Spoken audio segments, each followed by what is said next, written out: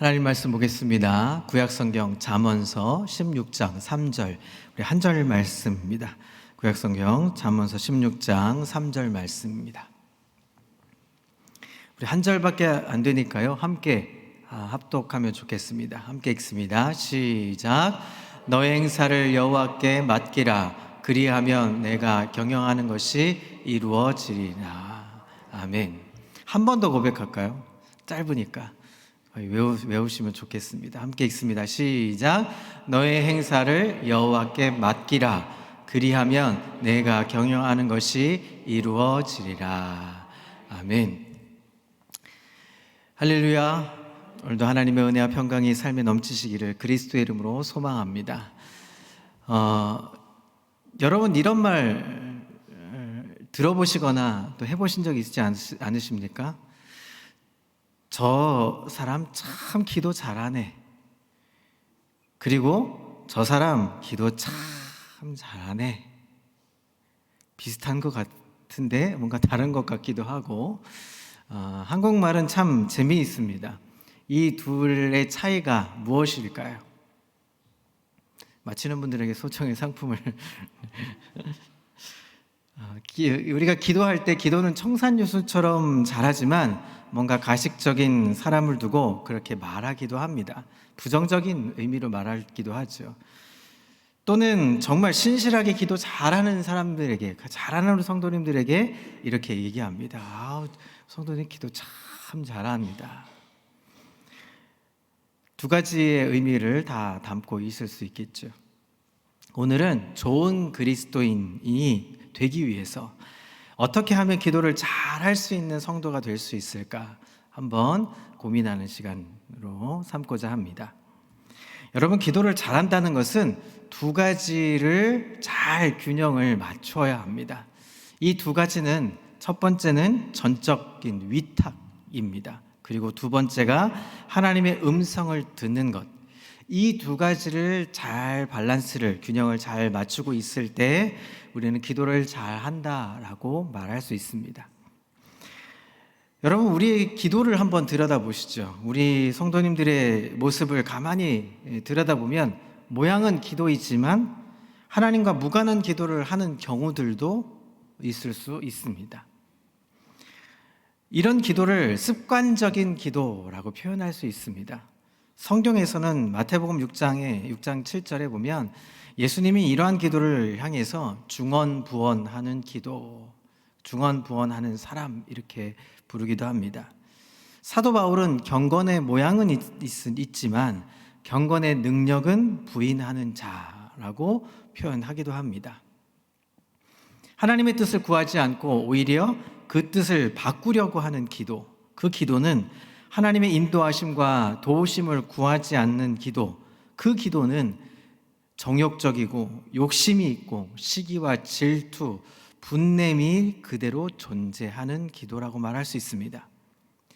기도는 하지만 육신의 일을 도모하는 경우, 기도를 해보지만 인격이 변화되지 않고 내 옛적인 자아가 그대로 살아있는 경우, 기도는 하지만 용서도 일어나지 않고 사랑도 하지 않고 생각이 바뀌지도 않는 기도.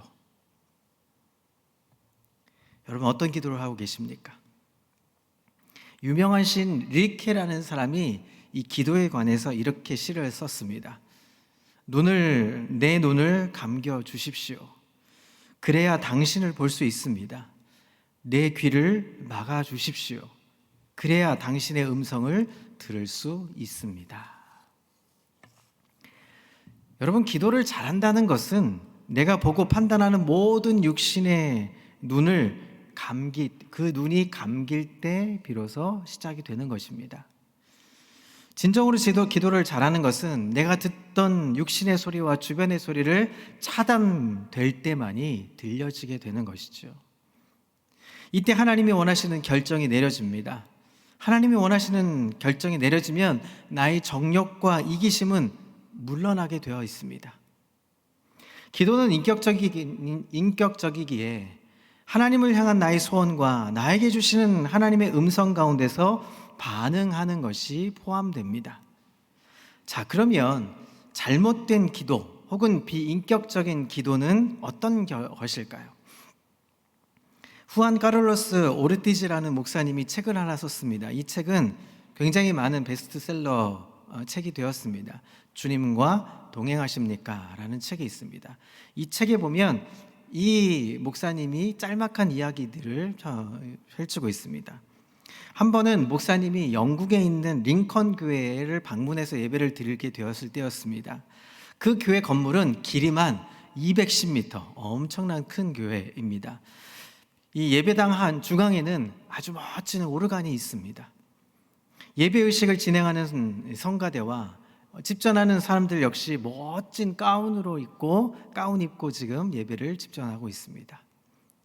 그래서 이 목사님은 예배를 드리면서 혼자 속으로 이렇게 생각을 했습니다. 우와, 이 웅장한 예배실과 이 멋진 의식, 나도 멋진 기도를 해봐야지 하면서 기도를 합니다.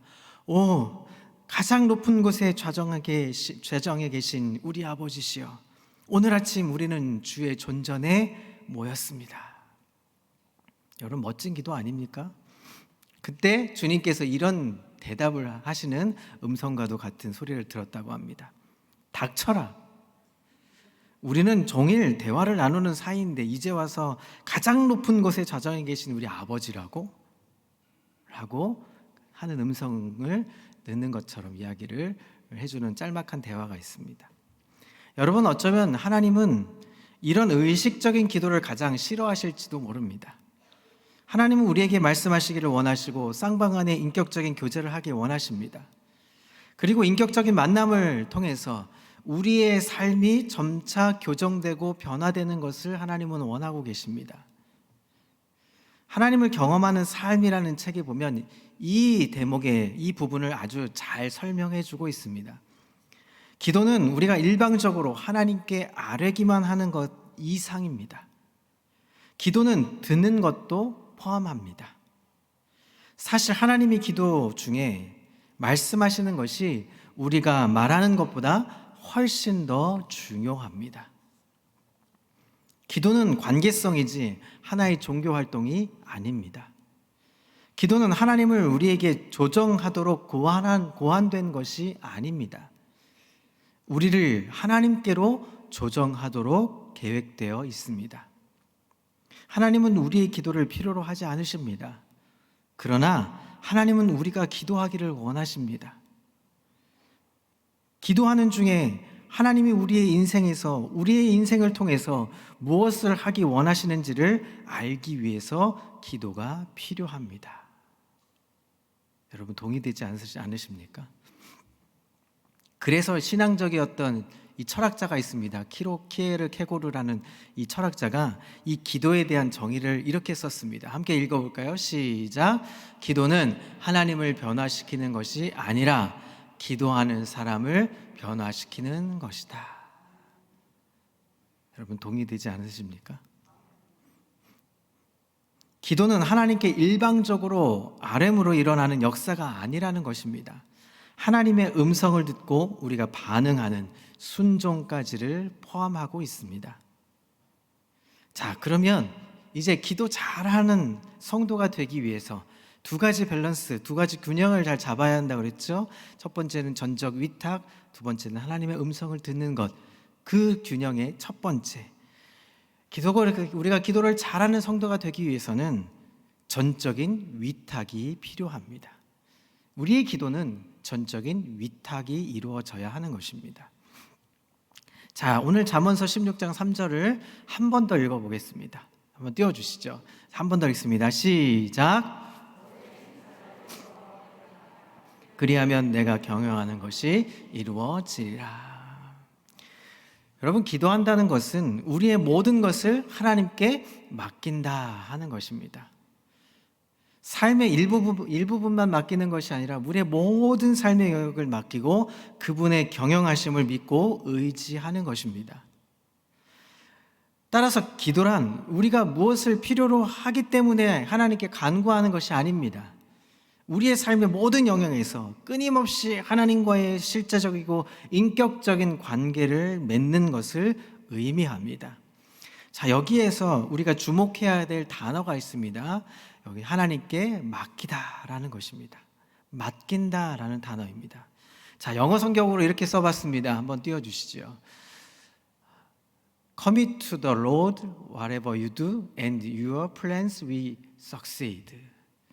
이것을 번역하면 이런 겁니다.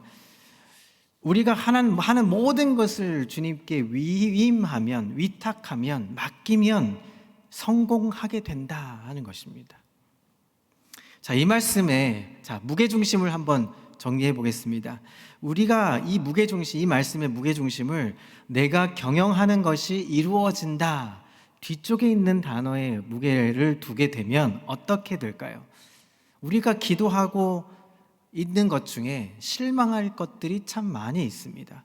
우리가 경영하는 것이 이루어진다. 우리가 준비한 것, 계획한 것을 우리 뜻대로 하려고 애쓰면 어떻게 됩니까? 물론 이루어지기도 하지만 대부분 실패하는 경우들이 많다는 겁니다. 그러면 어떻게 됩니까? 실망하게 됩니다. 자, 반대로 맡긴다, 내가 여호와께 맡긴다라는 이 단어에 무게중심을 두게 되면 어떻게 됩니까? 하나님께 맡기는 일은 누가 경영하십니까? 하나님께서 경영하신다는 것입니다. 여러분 아멘이십니까?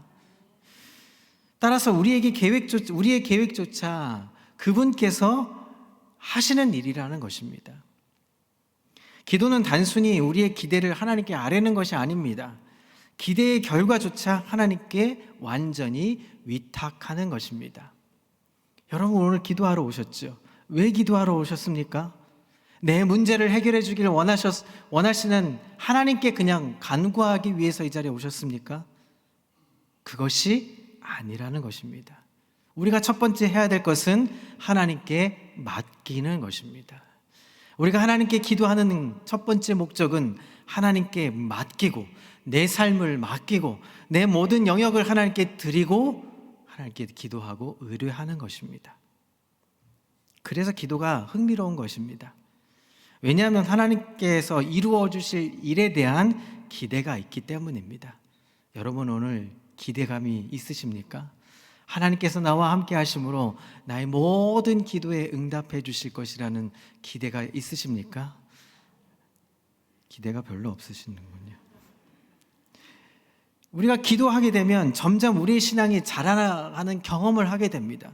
기도가 깊어지면 깊어질수록 우리는 신앙이 더 자라게 됩니다. 왜냐하면 우리의 기대보다 더 완전하신 하나님의 인도하심을 경험할 수 있기 때문입니다. 데살로니가전서 5장 17절 우리가 잘 아는 말씀입니다. 근데 이 말씀이 이해되지 않는 구절이기도 합니다. 자, 쉬지 말고 뭐합니까? 기도하라 말씀하십니다. 자, 그런데 우리가 이 기도를 전적인 위탁이라는 정의를 하는 순간 이해가 되는 순간으로 바뀝니다. 기도는 우리의 삶의 모든 영역에서 일어나는 일에 관계가 있기 때문입니다. 아까 영어에 무슨 일이든지라는 단어가 있습니다. Whatever you do라는 단어가 있습니다. 우리가 무엇을 하든지 그분께 맡긴다면 이 단어는 모든 기도의 종류를 이야기합니다. 우리가 수없이 많은 다양한 기도의 일들이 있죠. 그것을 이야기합니다. 대부분 우리가 생각했던 기도는 어떤 기도입니까? 무엇을 간구하는, 청원하는 기도입니다. 여러분 한번 생각해 보십시오. 가만히 한번 들여다 보십시오. 우리가 하나님께 바라는 것이 얼마나 많은지 여러분 많은 기도의 제목들이 있지 않습니까? 당연히 우리는 하나님의 도우심이 없이 살 수는 없는 존재들입니다. 우리의 연약함으로 하나님의 도우심을 구하는 것은 당연한 일입니다. 하나님 도와주십시오. 하나님께 청원하는 기도는 당연히 있을 수 있는 기도입니다. 하지만 우리가 더 깊어지는 기도는 어떤 기도입니까? 이 영적인 세계에서 승리하기 위해서 대적하는 기도가 필요하다는 것입니다. 누군가 미워하는 사람이 생겼을 때 사탄은 그것을 이용해서 무서운 생각을 가져다 줍니다. 하나님과의 관계를 가로막기 때문에 대적하는 기도가 필요합니다. 또한 우리의 삶에 나태해지고 하나님의 관계가 소원해질 때 무서운 생각들이 사단을 통해서 심어지게 됩니다. 우울하게 만들어지고 부정적인 생각을 하게 합니다. 그럴 때 우리가 어떻게 해야 합니까? 대적하는 기도를 해야 합니다. 여러분 예배 시간만 되면 그렇게 졸릴 수가 없습니다. 어떻게 앉으면 그렇게 졸리는지요. 성경책만 펴놓으면 그냥 잠이 오는데, 딴 때는 그렇게 잠이 안 오는데 성경책만 펴놓고 예배당에 앉아있는 순간 졸음이 몰려옵니다. 예배를 인도하는 사람이 마음에 들지 않을 때도 있습니다. 모든 것이 하나님과 우리의 영적인 관계를 가로막는 일입니다. 영적인 세계에 있어서 마귀는 대적하면 도망가지만 대적하지 않으면 물러가지 않고 우리 속에 계속 머물러 있습니다. 하나님이 원치 않는 것이 분명할 때 대적하며 기도할 때가 얼마나 많은지 알 수 없습니다. 여러분 한번 생각해 보십시오. 우리가 기도를 하나님께 청원하는 것으로 생각할 때보다 여러분 대적하는 것으로 생각하면 기도해야 할 순간들이 얼마나 많은지 모릅니다. 가끔 믿는 사람들 중에서도 나는 원래 이래, 난 원래 이렇게 해 라고 하는 사람들이 있죠. 예수를 믿고 기도하는데도 바뀌지 않는 것이 오히려 기적 아니겠습니까? 예수를 믿고 기도하면, 기도함으로 살아가면 어떻게 합니까? 우리의 삶이 변화되는 것은 오히려 자연스러운 일이 되는 것입니다. 또한 이 대적 기도뿐만 아니라 우리는 우리의 삶에 있어서 방어의 기도가 필요합니다. 오늘 기도의 종류가 많이 나오죠. 갖다 붙인 겁니다. 그냥 표현하는 겁니다. 누군가를 만날 때, 새로운 일을 시작할 때 저와 여러분들이 하는 일에 대해서 누군가가 부정적인 생각이나 이미지를 갖지 않도록 우리는 방어할 수 있는 기도가 필요합니다. 여러분 예배당에 오실 때 몇 분 전에 오십니까? 한 10분, 15분, 20분 전에 오셔서 예배를 준비합니다. 기도로 준비하고 말씀을 미리 펴보면서 오늘 주실 말씀이 어떤 것인가를 기대하면서 나오시죠. 그리고 한 15분 전부터 찬양으로 마음의 문을 열고 나아갑니다. 하는 이유가 뭡니까? 하나님, 오늘 이 말씀을 통해, 오늘 예배를 통해 은혜 받는 사람, 삶이 변화되는 기적적인 일들이 일어나게 인도해 주십시오 하고 우리는 준비해서 방어하면서 기도하는 것입니다. 사단의 공격을 막아 주십시오. 오늘 예배하는데 집중하게 해 주십시오. 예배 전에 우리 담임 목사님과 우리 장로님들이 당회실에서 모여서 예배를 준비하며 기도합니다. 하나님, 우리 평강교회에 앉아있는 모든 성도들에게 하나님 역사가, 은혜가 일어나게 해 주십시오. 기도하고 올라오십니다. 여러분, 미리 기도하는 것입니다. 하나님의 영이 충만하게 미리 준비되어지고 그렇게 준비되어지는 가운데 역사하는 순간이 일어난다는 것입니다. 우리가 항상 기도해야 되는 이유가 여기서 분명히 나타나지 않겠습니까? 사랑하는 성도 여러분, 하나님께 맡기는 기도, 전적으로 위탁하는 기도, 하나님께서 하실 일들을 하나님이 하실 수 있도록 우리가 먼저 하나님께 맡기는 삶의 여정이 되시기를 그리스도의 이름으로 소망합니다. 자, 우리가 두 번째로 기도 잘하려면 무엇을 해야 할까요? 자, 따라해 보실까요? 하나님의 음성을 듣는 것.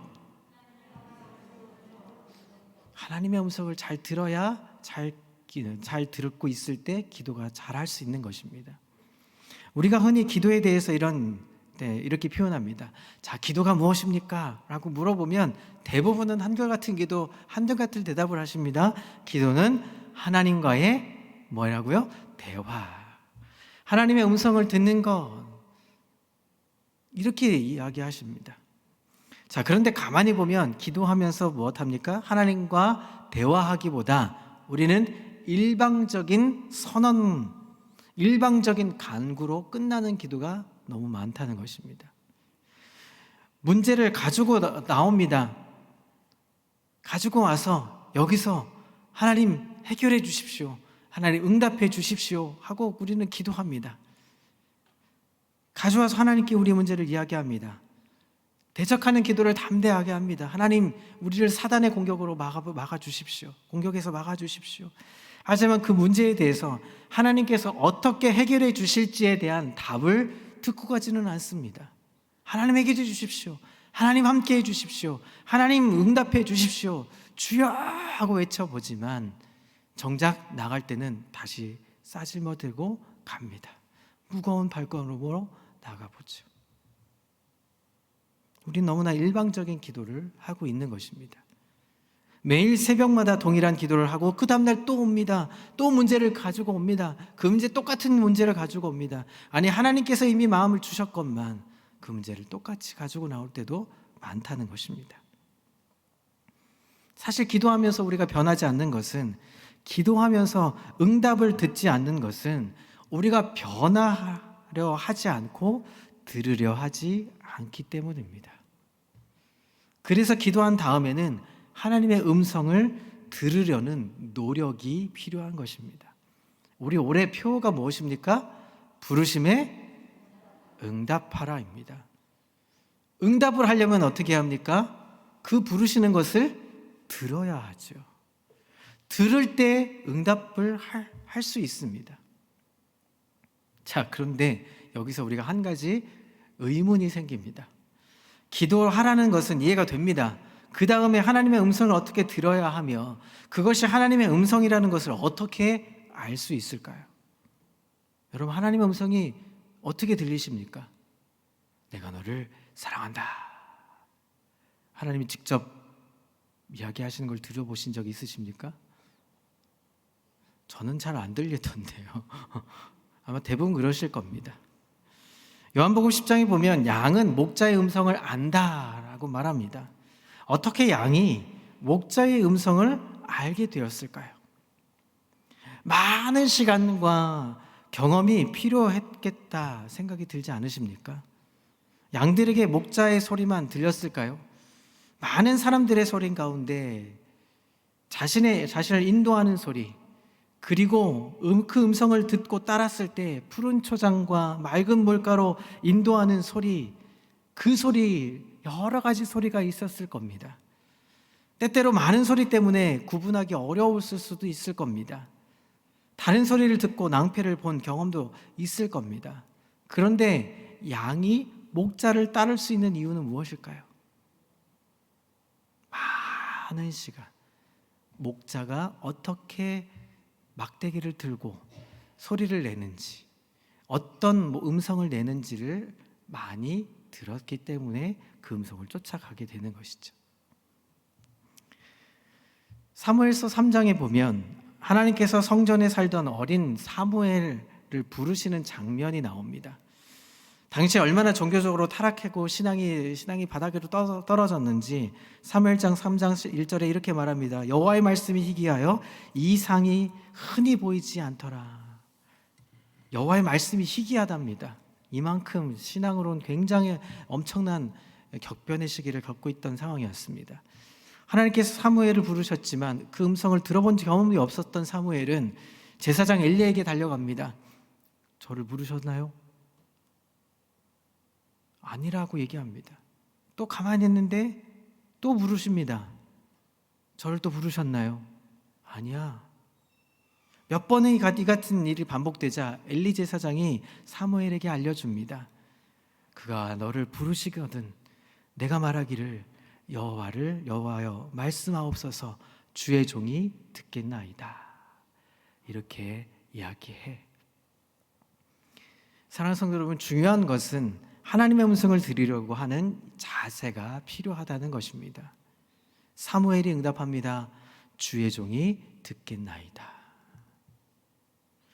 그러자 하나님께서는 사무엘에게 엘리 제사장에 일어날 일들에 대해서 설명해 주시기 시작합니다. 사랑하는 성도 여러분, 사실 우리에게 힘든 것이 무엇입니까? 하나님의 말씀이 없는 것이 아니라 하나님의 말씀을 들으려는 태도와 구분하는 능력 아닐까요? 이상하게 들릴 수는 있겠지만 여러분, 많은 사람이 신앙생활을 하면서 하나님의 음성을 의도적으로 들으려고 하지 않을 때가 많습니다. 왜냐하면 음성을 들으면 어떻게 될까요? 많이 힘들고 귀찮아지기 때문이죠. 하나님 뭐라고 말씀하실까요?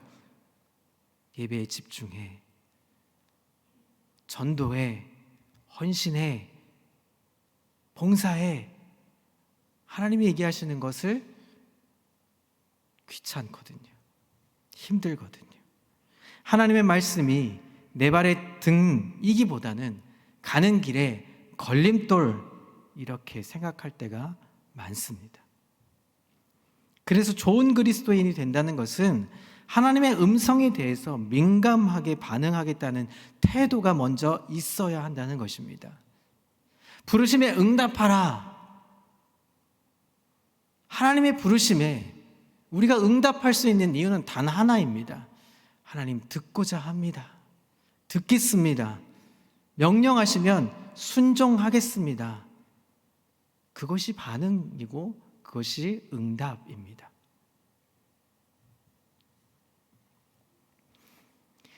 제가 20대 때 몇 번 갔던 곳이 있습니다. 너무 힘들고 20대 때 얼마나 힘들었겠습니까? 근데 삶이 너무 지치고 피곤하고 뭘 어떻게 해야 될지 모를 그 방황의 시기에 저 태백에 가면 예수원이라는 곳이 있습니다. 2박 3일, 3박 4일 지낼 수 있는 왜 왔는지도 묻지도 따지지도 않는 곳이 있습니다.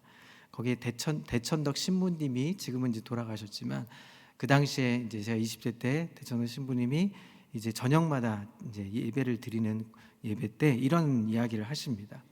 매일같이 주님의 음성에 귀를 기울여 적어 보고 다음 날 아침에 적어둔 말씀에 하나님의 말씀에 응답되었던 것은 동그라미, 하나님의 말씀이 아닌 것 같았던 것은 X 이렇게 표시를 했다고 합니다. 날마다 그렇게 동그라미와 X를 쳐가면서 이것이 하나님의 말씀에 내가 순종하고 응답된 건지 아닌지를 이게 동그라미와 X를 쳐가면서 한동안 그렇게 하다 보니까 자꾸 연습하게 되니까 X가 점점 동그라미 되고 내가 하나님 말씀에 귀 기울이며 순종하게 되었다는 이야기를 들은 적이 있습니다. 사랑하는 성도 여러분, 하나님의 말씀은 진리에 어긋나지 않는다는 것, 그리고 성경 말씀을 통해서 만나는 사람을 통해서 우리의 마음속에 끊임없이 속삭이신다는 것을 여러분 기억하십시오. 하나님이 말씀하시는데 우리는 듣지 않으려고 한다는 것을 여러분 그 사실을 생각하시면서 하나님의 말씀을 들으려고 하는, 하나님의 말씀을 가까이 하려고 하는, 하나님의 음성을 듣기 위해서 애쓰고 힘쓸 수 있는 저와 여러분들이 시기를 그리스도의 이름으로 소망합니다. 이제 다시 본문으로 좀 돌아가 보겠습니다. 여러분, 맡긴다라는 이 말에 한 번 더 주목해 보십시오. 우리의 삶을 전적으로 하나님께 위탁하는 순간 기도의 주도권은 나에게 있지 않습니다. 오늘 우리가 앞에서 찬양의 고백이 어땠습니까? 내가 주인 삼은 모든 건 내려놓고 라고 우리가 고백하지 않습니까? 내가 모든 주도권을 나의 것을 내려놓고 부인하고 부정하고 하나님께 맡기면 하나님께서 해결해 주신다는 것입니다. 자, 그러면 여기서 또 한 가지 의문이 생깁니다. 우리가 그러면 기도할 필요가 있나요? 하나님께 맡기면 그냥 하나님께서 다 해결해 주실 텐데 그럼 우리가 굳이 애써서 힘써서 기도할 필요가 있을까요? 성도 여러분, 그런데 이 전적인 위임이 기도하지 않는 사람에게는 해당되지 않는다는 사실을 여러분 기억해야 합니다.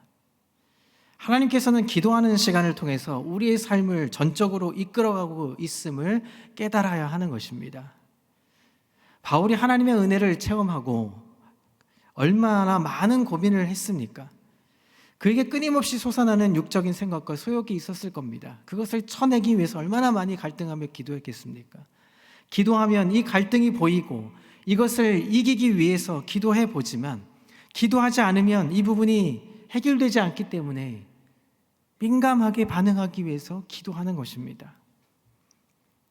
바울은 로마서 8장 26절 27절에 사도 바울이 이렇게 민감하게 고백을 합니다. 한번 읽어볼까요? 로마서 8장 26절 27절입니다. 함께 읽습니다. 시작. 이와 같이 성령도 우리의 연약함을 도우시나니 우리는 마땅히 기도할 바를 알지 못하나 오직 성령이 말할 수 없는 탄식으로 우리를 위하여 친히 간구하느니라. 마음을 살피시는 이가 성령을 생각하게 하시니 이는 성령이 하나님의 뜻대로 성도를 위하여 간구하심이니라. 아멘. 우리의 연약함을 도우시기 위해 원하시는 성령님은 우리가 기도할 바를 알지 못하는 순간에, 그 순간에 이미 탄식하시면서 우리를 위해 친히 간구하고 계신다는 사실을 기억하시기를 소망합니다. 제가 이전 교회에 청년부 사역하면서 한 청년과 대화했던 내용이 기억이 났습니다. 한 청년이 제가 맡고 있는 청년부의 한 청년이, 남자 형제가 어떤 자매를 되게 좀 좋아하는 마음이 생겨서 데이트를 하려고 무던히 노력을 했습니다. 그런데 이 자매는 이 형제에 대해서 별로 관심이 없습니다. 무관심하죠. 그래서 저한테 찾아와서 어떻게 하면 이 자매를 좀 만날 수 있을지, 이 자매와 좀 잘 될 수 있을까, 이렇게 고민을 상담한 적이 있습니다. 그러면서 이 형제가 하는 말이 있습니다. 어쨌거나 기도로 능치 못할 일이 없다고 하지 않습니까? 제가 자신의 노력에 제가 그 얘기에 동참해 주길 원하면서 이렇게 말합니다. 성경에 보면 의인의 간구는 역사하는 힘이 크다고 하지 않았습니까? 제가 기도하고 있는데 왜 하나님은 역사를 해주시지 않을까요? 엉뚱한 이야기를 하고 있습니다. 그래서 그 형제에게 하나님의 뜻이 그렇지 않다, 기도는 그런 것이 아니다, 이렇게 설명해 준 기억이 있습니다. 사랑하는 성도 여러분, 우리가 기도할 때 자꾸 어떤 기도를 하냐 하면, 우리는 야복강 강가에서 환도뼈가 부러질 때까지 기도했던 야곱의 기도를 모델로 삼을 때가 많습니다. 어찌 됐든 간에 내 환도뼈를 쳐서 망가뜨리면서 꺾어서 하나님의 마음을 갖게 하기 위한 기도를 한다는 것이죠. 무작정 이것이 들어주지 않을 거라고 생각하면 알면서도 하나님께 떼쓰는 기도를 할 때가 많이 있다는 것입니다. 여러분, 떼쓰는 기도할 때 들어주신 적 있지 않으십니까? 하나님이 들어주신 적 많으시죠? 자, 그럴 때 많이 있습니다. 특별히 어느 때 그렇습니까? 특별한 집회가 있을 때. 평상시의 기도는 그렇게 별로 안 들어주시는 것 같은데, 우리가 부흥의 기간이라든지, 아니면 우리가 찬양 집회가 있다든지, 아니면 어느 이제 기도원에 가서 집회를 하게 되면 그 순간 느닷없이 하나님께서 성령의 불같이 임하셔서 역사가 일어나는 그런 일들을 아마 경험해 보신 적이 있을 겁니다. 여러분, 우리가 인격적으로 통하지 않는 사람에게는 인격적인 관계를 요구하지 않습니다. 신앙생활도 마찬가지입니다. 여러분, 우리가 신앙생활에 있어서 기도했는데 갑자기 큰 역사가 일어나고 큰 응답이 일어났다는 것은 반대로 말하면 이런 겁니다. 사실 관계는 인격적인 관계라기보다는 하나님을 신뢰하는 과정입니다. 그래서 사역에 대한, 기도에 대한 보상이 따를 때가 있습니다. 그것은 언제냐 하면 어린아이의 신앙일 때 그렇습니다. 그런 경험이 많습니다. 여러분, 예수님을 처음 믿게 되면 어떻습니까? 하나님의 그 사랑 때문에 놀라워요. 매번 울게 되고 은혜가 다가옵니다. 그럼 어떻게 됩니까? 기도하지 말라고 해도 기도하게 되고, 예배 드리지 말라고 해도 예배 드리러 나옵니다. 찬양 두 손 높이 들어 찬양하게 되고, 막 엉엉 울면서 찬양하고, 웃으면서 찬양하고, 저 사람 미쳤다 할 만큼 그렇게 열정적이게 됩니다. 그 순간 어떻습니까? 그건 초보적인 신앙에 머물러 있게 됩니다. 자, 그런 다음에 인격이 형성이 된 다음에 하나님과의 교통함이 생긴 이후에는 어떻습니까? 하나님 별로 이야기하지 않으시는 것처럼 느껴질 때가 많다는 것을 여러분 기억해야 합니다. 처음에는 첫사랑을 만끽하면서 짜릿한 은혜를 많이 맛봤습니다. 그런데 한 해 시간이 지나면 어떻습니까? 처음에 그 사랑이 조금 더 식어지는 느낌이 들면서, 아니, 하나님이 침묵하시는 것 같아 보이는 느낌이 들 때가 오면 우리는 어떻게 합니까? 불평과 불만을 늘어놓습니다. 아주 초보적인 신앙의 단계에 머물러 있다는 것입니다. 그러면 어떻게 합니까? 그 다음을 어떻게 해야 합니까? 우리가 어떻게 해야 합니까? 예수님께서 그렇게 답을 주셨습니다. 예수님께서 제자들과 3년의 공생애를 지내면서 기적을 보여주시고 먹여주시고 가르쳐주시고 하셨지만 부활한 이후에 어떠셨습니까? 갈릴리 바닷가에 나타나셔서 뭐라고 얘기하십니까? 네가 나를 사랑하느냐? 내 양을 먹이라. 내 양을 치라. 내 양을 먹이라. 거꾸로 십자가를 지고 순교할 것을 예언하시기도 하셨습니다. 어떤 것입니까? 성령을 체험하고 나서, 하나님의 은혜를 체험하고 나서 우리의 기도는 어떻게 변해야 됩니까? 은혜를 주시지 않더라도 맡기고 주님의 음성에 들으려고 애쓰고 반응할 때 하나님은 하나님 원하시는 기도를 하게 만들어 주시는 것입니다. 그런데 야고보서에 보면 야고보 기자가 이렇게 이야기를 합니다. 야고보서 4장 2절과 3절입니다. 함께 읽어볼까요? 시작. 너희를 욕심을 내어도 얻지 못하여 살인하며 시기하여도 능히 취하지 못함으로 다투고 싸우는도다.